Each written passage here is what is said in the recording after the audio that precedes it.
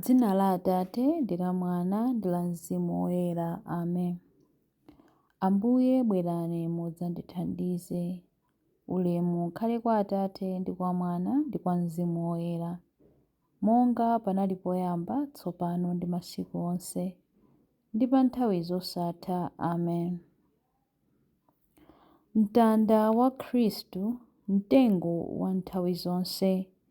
Pamene panafera mpulumutsi wanga, dziko laphimbidwa ndi manja anu, amene adasenza wopachikidwa, kuimfa yowawa ndi chikuni chopanda moyo.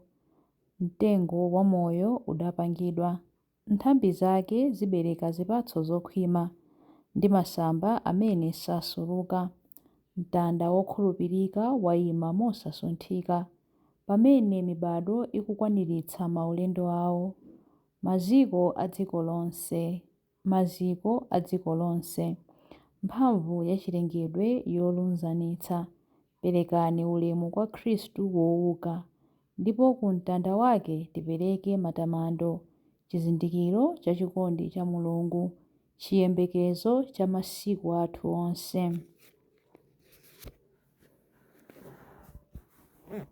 Chilimbi 1.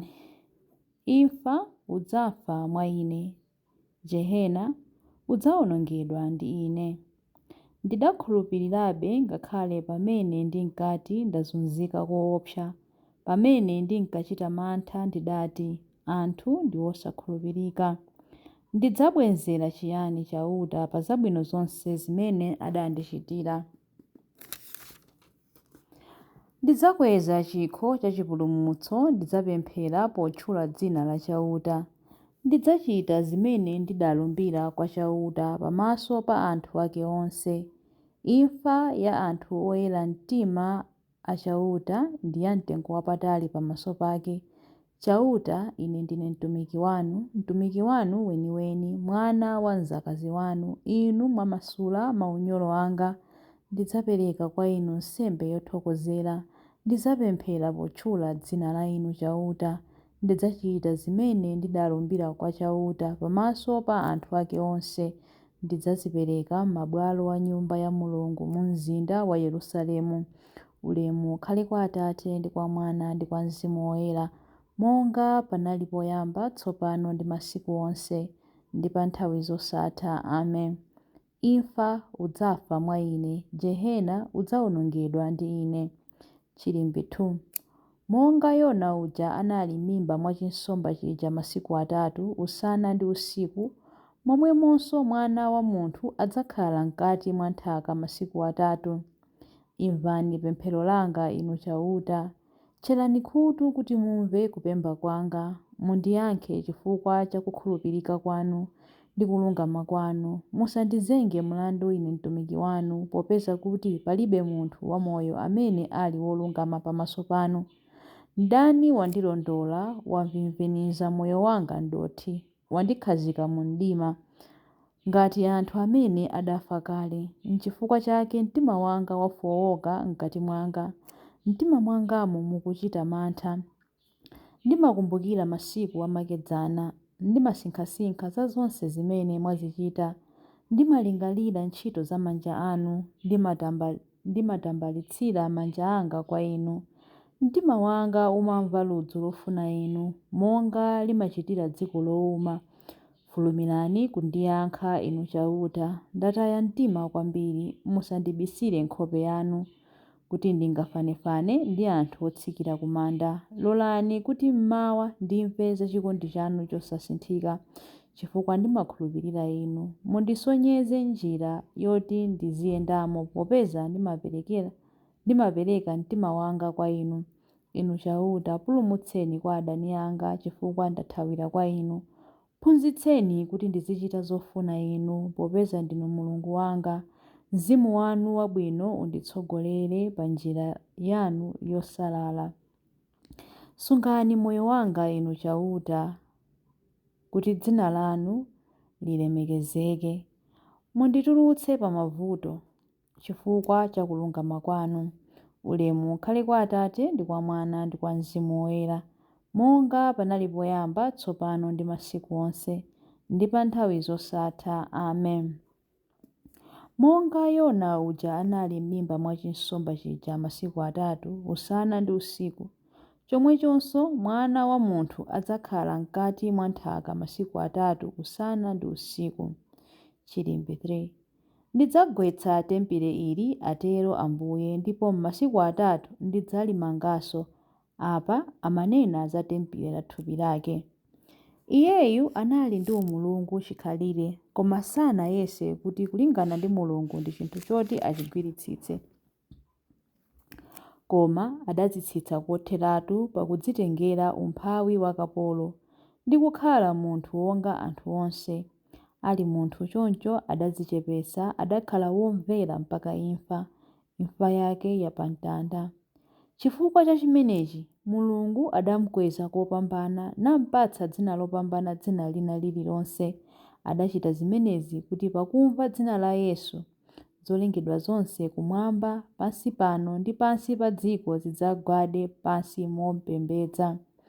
Zonse zidzavomereze poyera kuti Yesu Khristu ndi Ambuye, ndipo pakutero zilemekeze Mulungu Atate. Ulemu ukhale kwa Atate ndi kwa Mwana ndi kwa Mzimu Woyera, monga panali poyamba, tsopano ndi masiku onse, ndi pa nthawi zosatha. Amen. Ndidzagwetsa tembere ili, atero Ambuye, ndipo m'masiku atatu ndidzalimanganso. Apa amanena za tembere la thupi lake. Mawu a Mulungu. Mawu akuchokera pa 1 Petro 1:18 mpaka 21. Mukudziwa bwino chimene adakuwombola nachoni ku khalidwe lanu lachabe limene mudalandira kwa makolo anu. Mukudziwa bwino chimene adakuwombola nachoni ku khalidwe lanu lachabe limene mudalandira kwa makolo anu. Sadakuwomboleni ndi ndalama zotha kuwonongeka zija, siliva kapena golide ayi. Adakuwombolani ndi magazi amtengo wapatali a Khristu, amene adakhala ngati mwana wankhosa wopanda banga kapena chilema. Iyeyo Mulungu adamusankhiratu dziko lapansi lisanalengedwe, koma wamuonetsa nthawi yotsiriza ino chifukwa cha inu. Kudzera mwa Iye mumakhulupirira Mulungu amene adamuukitsa kwa akufa, namupatsa ulemerero. Ndipo choncho chikhulupiriro chanu ndi chiyembekezo chanu zili mwa Mulungu. Mawu a Ambuye. Tithokoze Mulungu. Chifukwa cha ife Khristu anali womvera, kuvomera ngakhale imfa yapamtanda. Choncho Mulungu adamukweza pamwambamwamba ndi kumpasa dzina loposa mayina ena onse. Chilimbi cha nyimbo ya Amayi Mariya. Tsopano Mwana wa Munthu walemekezedwa, ndipo Mulungu walemekezedwa mwa Iye. Mtima wanga ukutamanda Ambuye, ndipo mzimu wanga ukukondwera mwa Mulungu Mpulumutsi wanga, popeza kuti wayang'ana kutsika kwa mtumiki wake. Ndithu kuyambira tsopano anthu a mibado yonse adzanditcha odala. Iye amene ali wamphamvu wandichitira zazikulu, ndipo dzina lake nloyera. Amawachitira chifundo anthu a mibado ndi mibado amene amamulemekeza. Wachita zamphamvu ndi dzanja lake. Wabalalitsa anthu a mtima wonyada. Mafumu amphamvu wawatsitsa pa mipando yawo yachifumu.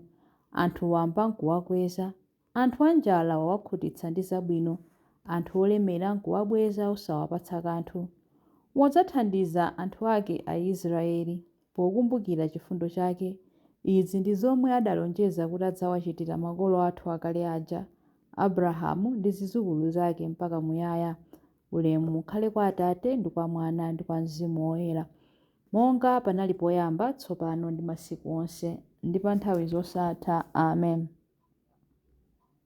Tsopano Mwana wa Munthu walemekezedwa, ndipo Mulungu walemekezedwa mwa Iye. Mapemphero. Chifukwa cha ife momboli wathu adamwalira ndipo adayikidwa m'manda, ndipo adaukanso. Ndi chikondi chochokera pansi pa mtima tiyeni timpembedze Iye ndipo tipemphere. Ambuye mutichitire chisoni. Ambuye Yesu, pamene m'nthiti mwanu mudabayidwa munatuluka magazi ndi madzi, chizindikiro chodabwitsa cha mpingo wonse. kudzera mu imfa yanu, kuyikidwa m'manda ndi kuuka kwanu, bweretsani moyo ku mkwatibwi wanu mpingo. Ambuye mutichitire chisoni. Ambuye Yesu, mudakumbukira iwo amene sadakumbukire lonjezo la kuuka kwanu. Akumbukireni anthu opanda chiyembekezo amene sakudziwa kuti mudauka.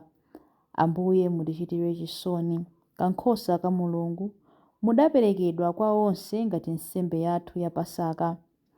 Sonkhanitsani anthu a mitundu yonse kuti ubwere kwa inu.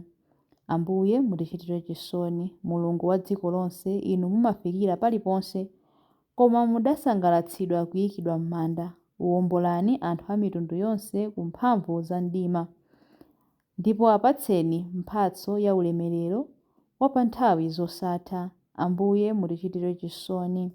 Khristu mwana wa Mulungu wamoyo, mudatsekulira zipata za ku paradizo kwa mbala yolapa.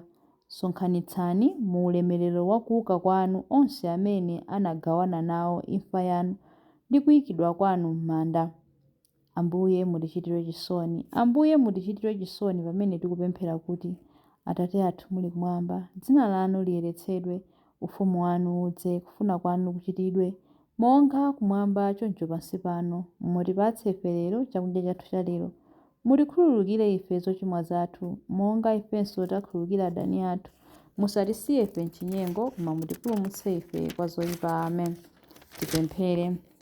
Mulungu wamphamvu zonse, wamoyo pa nthawi zosatha, mwana wanu mmodzi yekha adatsikira kwa anthu akufa ndipo adaukanso mu ulemerero. Ndi kukoma mtima kwanu adzutseni anthu anu okhulupirira amene adayikidwa m'manda limodzi naye mu ubatizo, kuti akakhale naye m'moyo wosatha wakumwamba, komwe iye ali ndi moyo ndi ufumu limodzi nanu ndi Mzimu Woyera, Mulungu tsopano ndi pa nthawi zosatha. Amen. Ambuye atidalitse, atiteteze ife ku zoyipa zonse ndi kutifikitsa ku moyo wosatha. Amen. Dzina la Atate ndi la Mwana ndi la Mzimu Woyera. Amen.